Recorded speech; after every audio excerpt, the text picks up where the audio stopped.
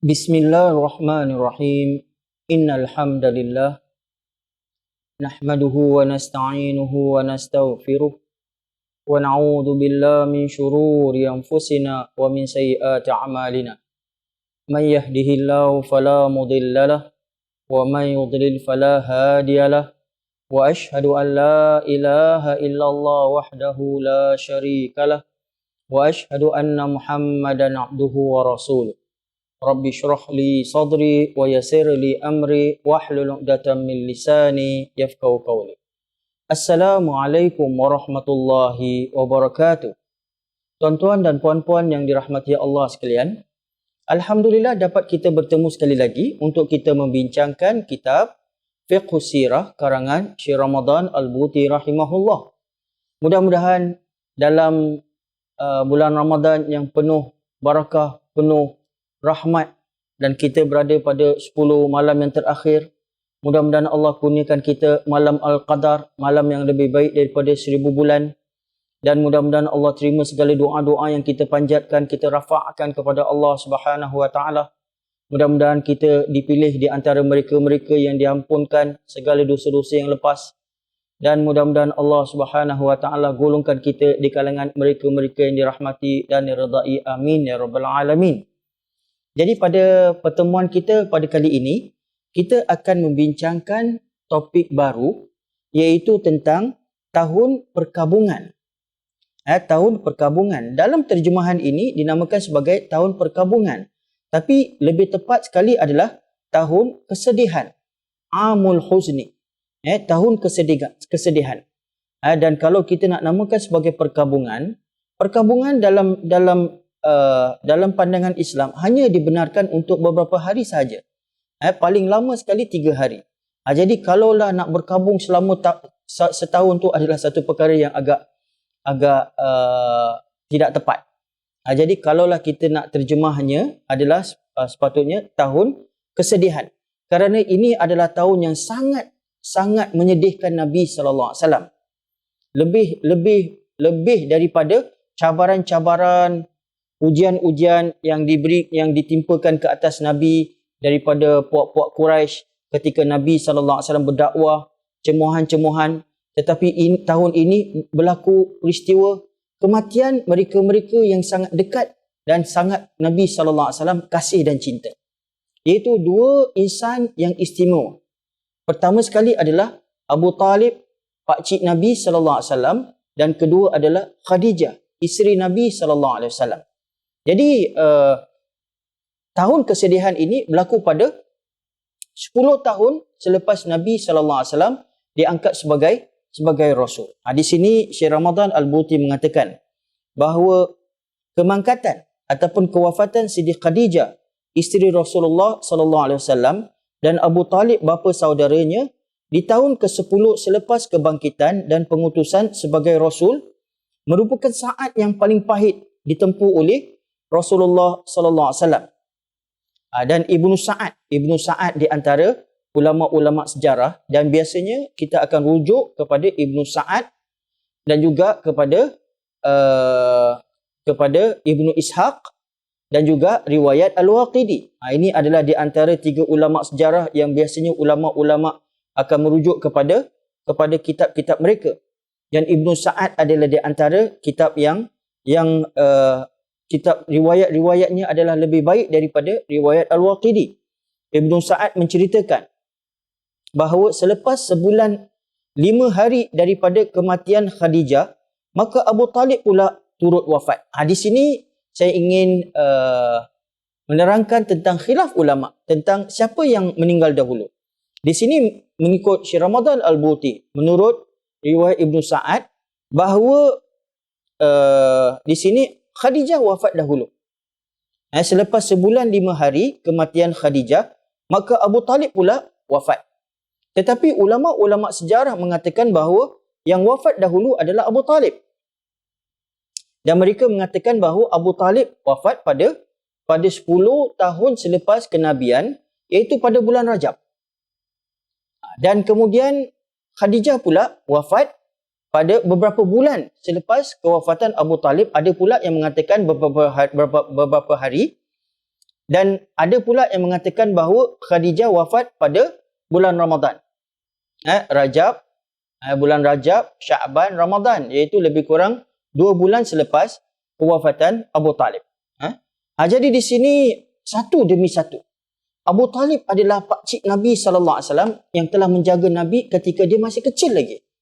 Selepas kewafatan datuknya Abdul Muttalib, daripada Nabi berumur 10 tahun, dia telah dijaga oleh Abu Talib, sehingga Abu Talib membawa Nabi SAW merata tempat ketika dia berdagang.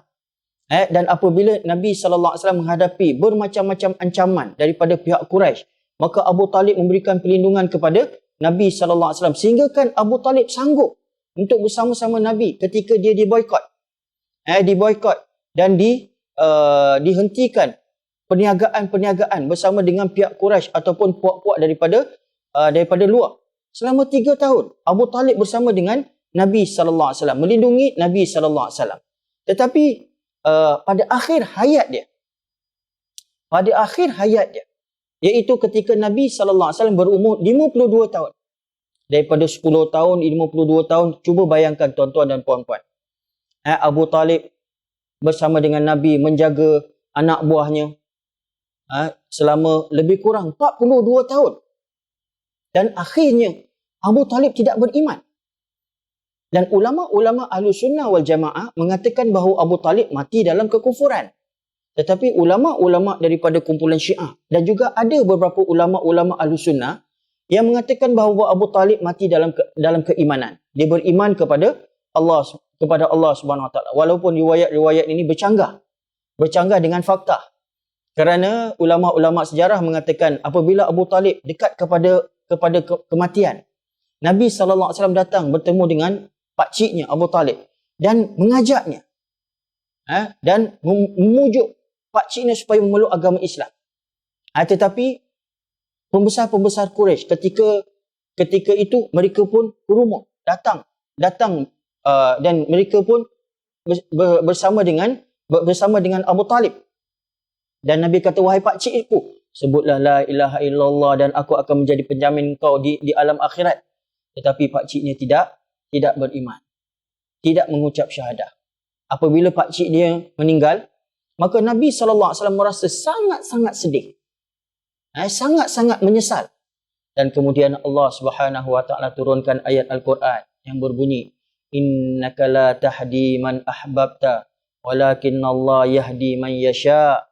Itu dalam surah Al-Qisas ayat 56 yang mana Allah Subhanahu Wa Taala telah berfirman, sesungguhnya engkau tidak boleh memberikan hidayat, petunjuk kepada mereka yang engkau kasih. Tetapi Allah Subhanahu Wa Taala memberikan hidayat kepada sesiapa yang dia suka. Jadi di sini peristiwa kewafatan Abu Talib menunjukkan kepada kita bahawa orang-orang yang kita kasih, orang-orang yang kita sayang, kita tidak mampu untuk mengubah hati-hati mereka.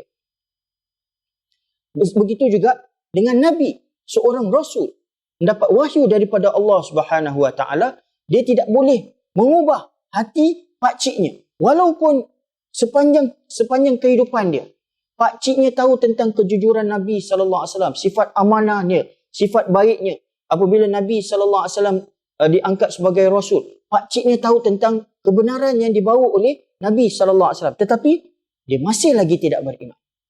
Maka ini adalah satu pengajaran. Sebab itu kita lihat dalam sejarah-sejarah para Nabi, ada kalanya anak-anak mereka pun tidak beriman kepada Allah Subhanahu Wa Taala. Dalam kisah Nabi Nuh alaihissalam, isteri mereka tidak beriman kepada Allah Subhanahu Wa Taala dalam kisah Nabi Lut alaihissalam. Begitu juga dengan nabi-nabi yang lain. Jadi di sini tidak ada siapa yang mampu untuk mengubah hati. Dan sama juga dengan kita. Dengan anak isteri kita, dengan saudara mara kita, dengan adik-beradik kita, dengan ibu bapa kita, kita tidak mampu untuk mengubah hati mereka. Tetapi kita hanya boleh berdakwah. Berdakwah maksud apa? Kita menjemput mereka dengan berhikmah, dengan lembut, dan kita berdakwah dengan mendoakan bagi mereka. Kita berdoa kepada Allah Subhanahu Wa Taala supaya Allah Subhanahu Wa Taala melembutkan hati-hati mereka, membuka hati-hati mereka supaya dapat beramal dapat mengikut perintah Allah Subhanahu Wa Taala, dan seterusnya. Yang selainnya kita pulangkan natijah atau keputusannya kepada Allah Subhanahu Wa Taala. Jadi di sini Abu Talib setelah dia meninggal, maka wafat pula Khadijah selama 2 bulan lebih kurang. Tetapi di sini mengikut Syekh Ramadan Al-Buti, dia mengatakan bahawa Khadijah wafat dahulu, kemudian barulah Abu Talib. Baik. Kemudian di sini Ibnu Hisham mengatakan bahawa Abu Talib meninggal dunia, maka puak Quraisy memperhebatkan penentangan mereka ke atas Rasulullah sallallahu alaihi wasallam dan orang Islam yang lain lebih dari masa-masa yang lampau, sehingga orang biasa Quraisy pun berani melumuh selut ke atas kepala Rasulullah sallallahu alaihi wasallam. Jadi ini adalah satu tamparan yang sangat hebat. Ketika Abu Talib masih hidup, maka hanya pembesar-pembesar saja yang berani hina Nabi sallallahu alaihi wasallam, kacau Nabi sallallahu alaihi wasallam. Orang-orang biasa tidak berani. Tetapi bila Abu Talib meninggal, maka orang-orang biasa pun mula menghina Nabi, dan juga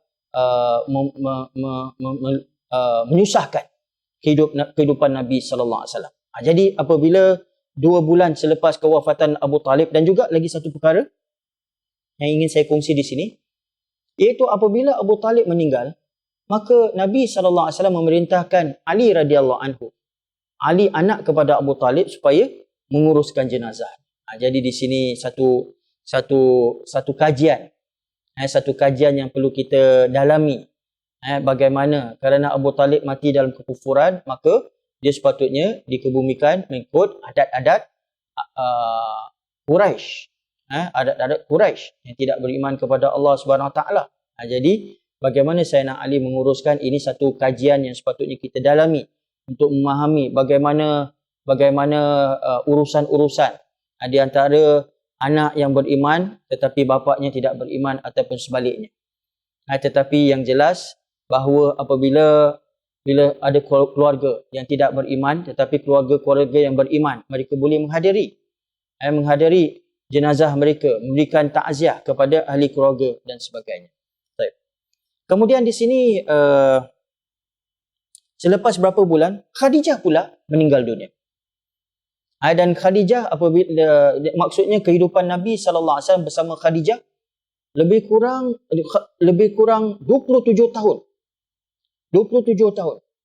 Khadijah radhiyallahu anha bernikah dengan Nabi sallallahu alaihi wasallam ketika dia berumur 28 tahun, dan ini adalah riwayat yang lebih tepat. Walaupun banyak di antara masyarakat kita memahami bahawa Khadijah bernikah dengan Nabi sallallahu alaihi wasallam ketika umurnya 40 tahun. Ini adalah daripada riwayat Al-Waqidi. Al-Waqidi riwayatnya adalah lebih lemah. Tapi dari riwayat daripada Ibnu Ishaq, Ibnu Sa'ad mengatakan bahawa Nabi sallallahu alaihi wasallam mengahwini ataupun bernikah dengan Khadijah ketika Nabi berumur 25 tahun dan Khadijah berumur 28 tahun, dan ini adalah lebih tepat. Kerana fakta daripada kehidupan manusia juga membuktikan, kerana Khadijah adalah satu-satunya isteri Nabi sallallahu alaihi wasallam yang telah melahirkan 6 orang anak bersama dengan Nabi sallallahu alaihi wasallam. Iaitu 4 orang perempuan dan 2 orang lelaki.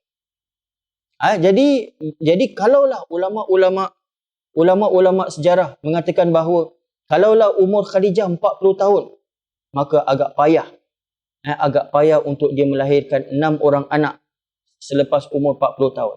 Tapi kalaulah dia berumur 28 tahun, maka masih lagi mempunyai keupayaan untuk melahirkan 6 orang anak. Jadi dan kemudian Khadijah juga adalah satu-satunya isteri Nabi sallallahu alaihi wasallam yang Nabi tidak menikahi wanita-wanita lain. Hanya Khadijah saja. Jadi di sini kalaulah kita kalau ada sesiapa yang nak mengatakan bahawa sunnah Nabi sallallahu alaihi wasallam untuk berkahwin 2, 3 ataupun sebagainya, sebenarnya itu adalah lebih kepada syarak. Ini adalah undang-undang Islam yang membenarkan seorang lelaki untuk menikahi 2, 3 ataupun yang hingga 4. Tetapi sunnah Nabi, kalau kita nak ikut sunnah, maksudnya hanya mempunyai satu isteri sampai isteri yang pertama meninggal. Kalau isteri yang pertama meninggal, maka suami dibenarkan untuk kahwin yang kedua, ketiga, keempat atau selebihnya. Itu baru dikatakan sebagai sunnah. Kerana Nabi SAW daripada umur 25 tahun sampailah umur Nabi 52 tahun ketika Khadijah meninggal. Lebih kurang berkongsi kehidupan bersama dengan Khadijah selama 27 tahun. Barulah Nabi selepas itu berkahwin dengan wanita-wanita lain. Dan Khadijah ini mempunyai macam-macam kelebihan kerana dia adalah isteri yang sangat-sangat dicintai oleh Nabi SAW. Apabila selepas kewafatan Khadijah, Nabi SAW sentiasa memperingati tentang kehidupan dia bersama dengan Khadijah. Sehingga kan ada wanita saudaranya yang datang yang mempunyai suara yang mirip suara Khadijah. Maka Nabi SAW teringat-ingat zaman dia bersama dengan Khadijah. Dan Khadijah juga adalah wanita yang mempunyai pemikiran yang cukup mantap. Pemikiran yang cukup sempurna.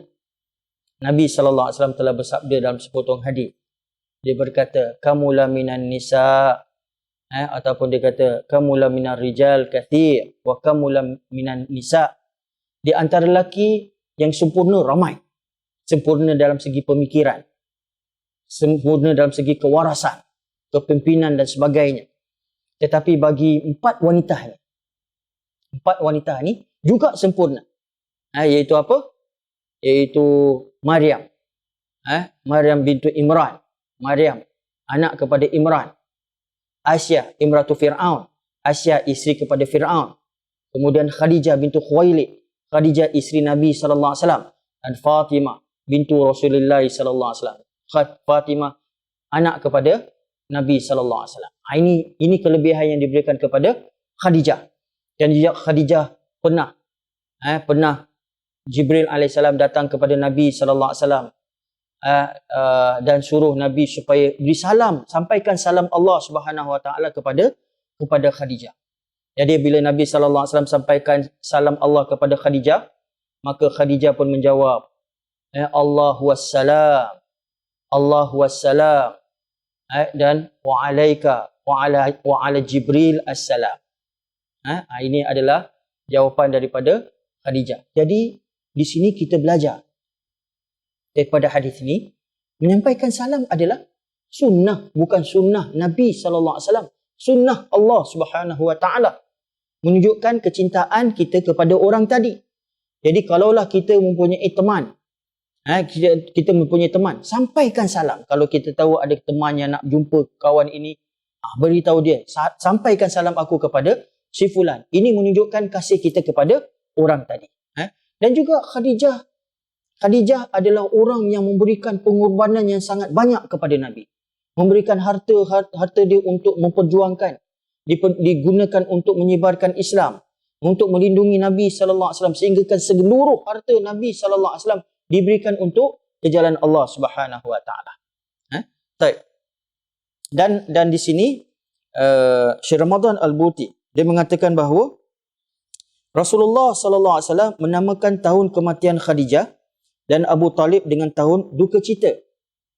Duka cita.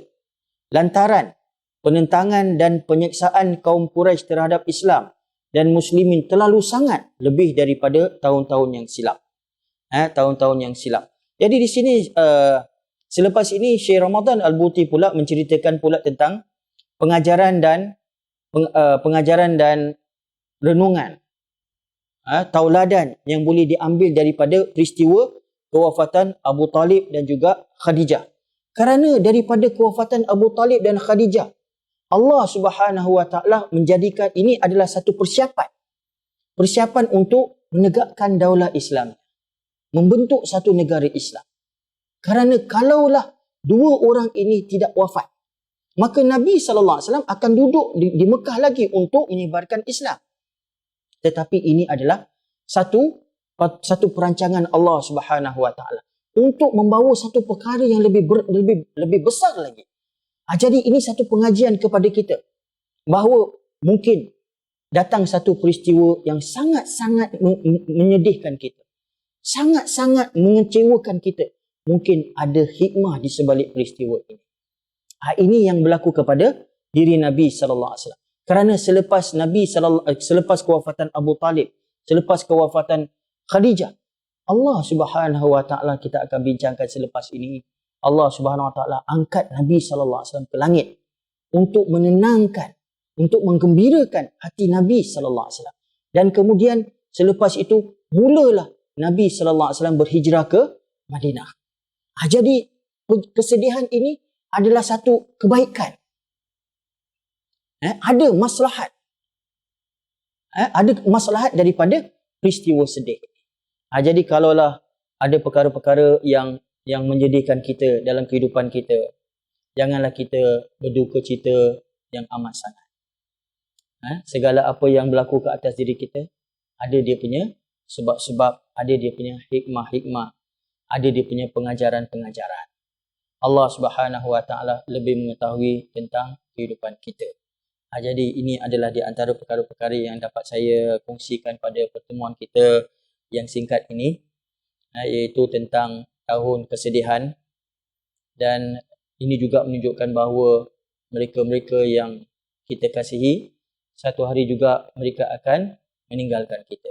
Dan juga kita juga akan meninggalkan mereka-mereka yang kita kasihi. Ini adalah lumrah alam.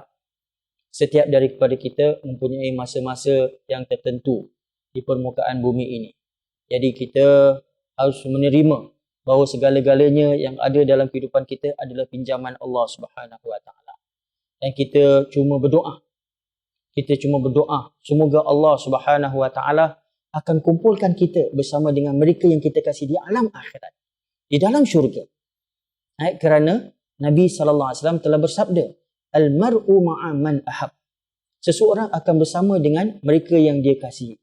Jadi kalaulah kita kasihi anak-anak kita dalam dunia, ibu bapa kita, adik-beradik, kakak, abang, saudara mara kita, teman-teman, kita semua kasih mereka. Kita doa, semoga Allah Subhanahu wa taala kumpulkan kita semua sekali lagi di alam akhirat, dalam syurga Allah Subhanahu wa taala. Dan juga mudah-mudahan Allah kumpulkan kita bersama Rasulullah sallallahu alaihi wasallam, orang yang paling kita kasih. Mudah-mudahan dibangkitkan, dapat bertemu dengan Nabi sallallahu alaihi wasallam di alam akhirat, bersama-sama dengan mereka-mereka yang dirahmati dan diredai Allah Subhanahu wa taala. Amin ya rabbal alamin. Sampai kita bertemu sekali lagi pada pertemuan yang lain. Saya tutup majlis ini dengan wabillahi taufiq wal hidayah. Wassalamualaikum warahmatullahi wabarakatuh.